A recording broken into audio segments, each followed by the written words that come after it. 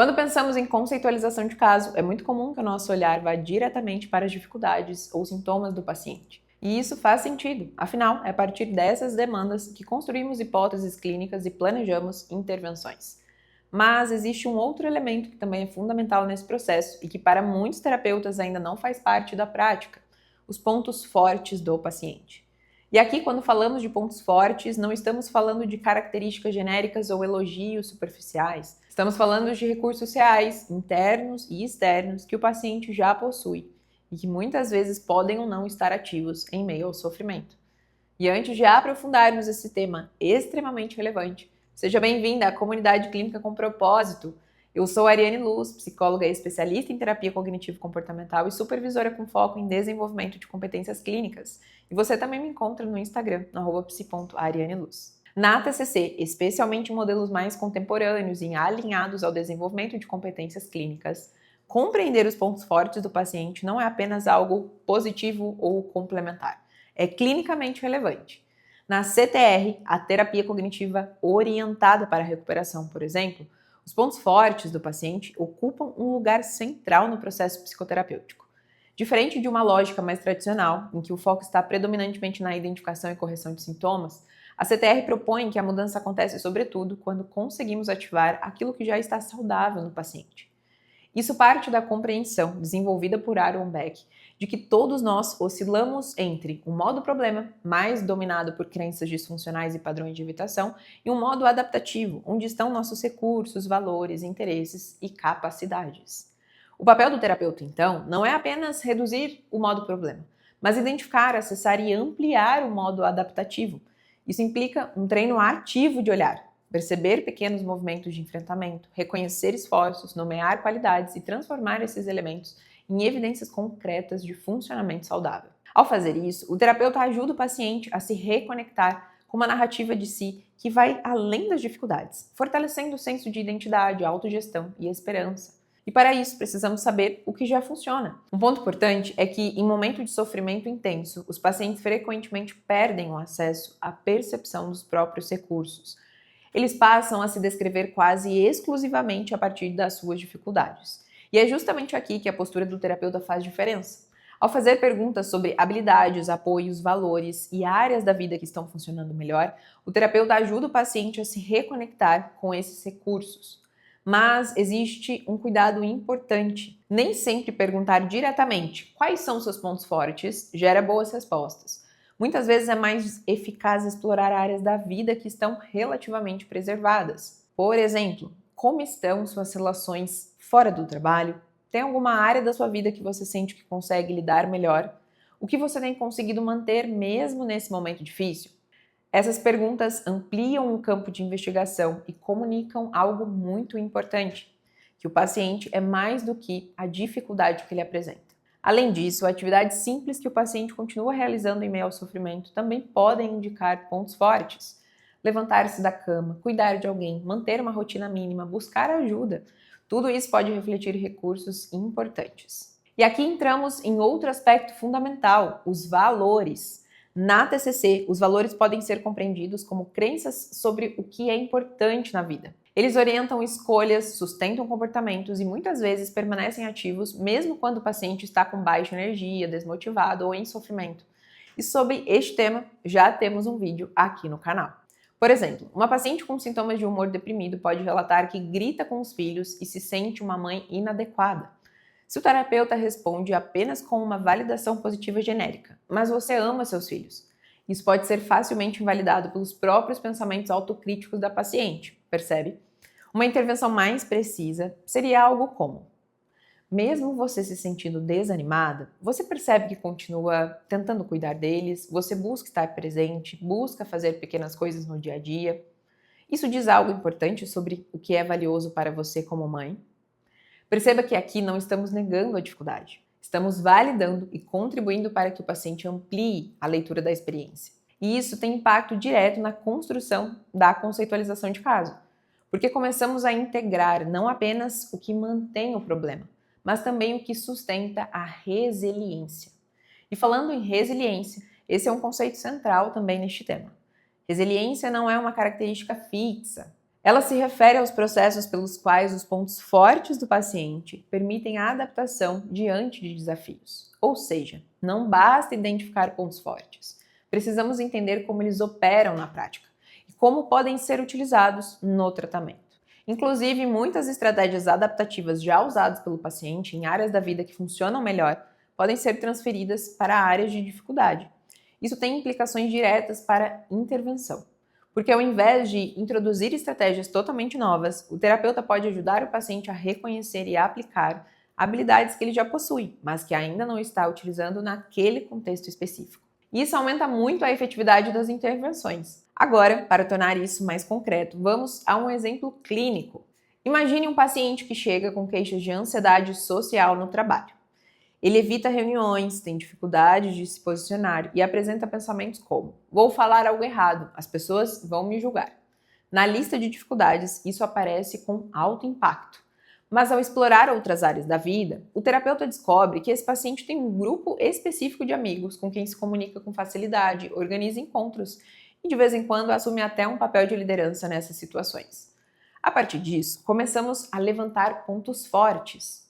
Habilidades sociais preservadas em contextos seguros, capacidade de organização, iniciativa em relações próximas, valor atribuído à conexão social. Na conceitualização tradicional, focaríamos principalmente nos pensamentos disfuncionais e na evitação do trabalho, certo? Mas, ao integrar os pontos fortes, a formulação se amplia. Podemos levantar hipóteses como: o paciente possui habilidades sociais, mas elas são inibidas em contextos de avaliação. O valor de conexão está presente, mas entra em conflito com o medo de julgamento. Estratégias que funcionam em contextos informais podem ser adaptadas para o ambiente profissional. E isso muda o plano de tratamento, percebe? Porque os experimentos comportamentais, por exemplo, podem ser construídos a partir de comportamentos que ele já executa bem em outros contextos. Agora, trazendo um exemplo mais estruturado em formato de roleplay para levantamento de pontos fortes. Você comentou que no trabalho tem sido difícil se posicionar, mas queria entender um pouco melhor outras áreas da sua vida. Como têm sido suas relações fora do trabalho? Com meus amigos é tranquilo, eu consigo conversar, até puxo o assunto. Isso é interessante. Então, em alguns contextos, você consegue se comunicar com mais facilidade. O que você percebe que é diferente nessas situações? Acho que eu me sinto menos julgado, mais à vontade. E mesmo com essa dificuldade no trabalho, você tem mantido esses encontros com seus amigos? Sim, isso eu não deixo de fazer. Isso me parece algo importante. Mesmo em um momento difícil, você mantém algo que é significativo para você. O que esses encontros representam? Acho que conexão. Eu gosto de estar próximo das pessoas. A partir desse tipo de exploração, começamos a preencher, ainda que de forma implícita, elementos de um diagrama de conceitualização cognitiva baseado em pontos fortes. E esse diagrama está presente no livro Terapia Cognitivo-Comportamental, Teoria e Prática, terceira edição, de Judith Beck. Ele é um guia de perguntas clínicas. Vamos começar sempre pela parte de baixo, que é onde o raciocínio clínico costuma se apoiar na prática no primeiro momento. Diante de uma situação específica, a primeira pergunta que você precisa fazer é: qual é a situação? Situações concretas, específicas, recentes ou recorrentes. Evite trabalhar no nível abstrato. Depois disso, você segue para o que passou pela mente do paciente nesse momento. Aqui estamos falando de pensamentos automáticos, rápidos, muitas vezes não questionados, mas que organizam a experiência emocional. Na sequência, quais emoções estavam associadas a esse pensamento? E, se possível, você pode ajudar o paciente a nomear e até quantificar a intensidade. E então, o que o paciente fez que foi útil? Perceba que nesse diagrama, o foco não é apenas no problema, é identificar respostas adaptativas dentro da própria experiência. Nos próximos níveis, observe um ponto importante. Está escrito: anteriores ao começo das dificuldades atuais. O que isso quer dizer na prática clínica? Quando estamos levantando essas informações, nós não estamos olhando apenas para o momento atual do paciente, principalmente se ele estiver em sofrimento intenso. Porque muitas vezes, agora esses recursos estão menos acessíveis, menos disponíveis a ele. O paciente pode estar mais evitativo, mais inseguro, mais desorganizado, e se olharmos só para o presente, podemos concluir que ele não tem recursos. E isso poderia representar uma lacuna de formulação. Por isso, o diagrama nos convida a fazer uma pergunta diferente. Como esse paciente funcionava antes das dificuldades atuais? E isso tem um impacto direto na intervenção, porque em vez de ensinar algo completamente novo, Muitas vezes você está ajudando o paciente a reacessar, fortalecer e generalizar algo que já faz parte do repertório dele. Então, é quando você começa a observar essas situações repetidamente, surge o próximo nível do raciocínio. Você começa a se perguntar: existe um padrão no comportamento desse paciente quando ele funciona melhor? Ou seja, ele tende a persistir, ele busca apoio, ele se organiza ou ele evita. Aqui você está identificando padrões de enfrentamento adaptativos. Subindo mais um nível, você passa a investigar quais regras, atitudes ou pressupostos parecem organizar esses comportamentos. Essas são as crenças intermediárias.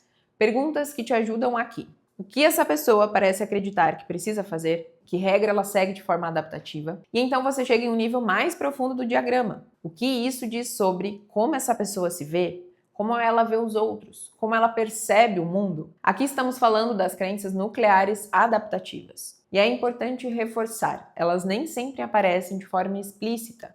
Você constrói hipóteses a partir do padrão observado. Por fim, você olha para o topo do diagrama e se pergunta que experiências de vida podem ter contribuído para o desenvolvimento desses recursos. Aqui entram experiências de aprendizado, relações importantes, contextos em que essas habilidades foram reforçadas. Perceba que o raciocínio clínico não é linear no tempo da sessão, mas ele é organizado na sua cabeça como terapeuta. Você vai coletando informações, testando hipóteses e integrando tudo isso aos poucos. Perceba também que isso não substitui a conceitualização baseada em dificuldades, mas complementa. E quando bem integradas, fortalece o raciocínio clínico, a aliança terapêutica e a efetividade das intervenções. Porque no fim das contas, trabalhar com pontos fortes na TCC não é ser otimista, é ser clínico.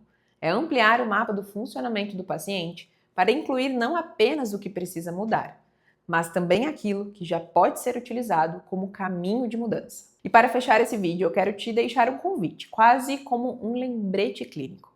Se você ainda não tem o hábito de incluir os pontos fortes na sua conceitualização de caso, talvez valha a pena se perguntar: o que pode estar ficando de fora da minha compreensão desse paciente? A literatura já nos mostra a relevância, mas desenvolver essa habilidade não acontece de forma automática. É treino, é intencionalidade, é ajustar o foco sessão após sessão, até que identificar os recursos, valores e capacidades do paciente se torne tão natural quanto identificar distorções cognitivas. Então, a minha sugestão prática para você é: comece pequeno. Na próxima conceitualização que você fizer, inclua pelo menos um bloco dedicado aos pontos fortes desse paciente. E observe o que muda na sua percepção, nas suas hipóteses e principalmente na forma como você conduz o processo terapêutico. Se esse conteúdo fez sentido para você, compartilhe com outros colegas que também estão construindo a prática clínica e seguimos a cada vídeo com um convite para aprendermos, refletirmos e evoluirmos juntas. Até mais!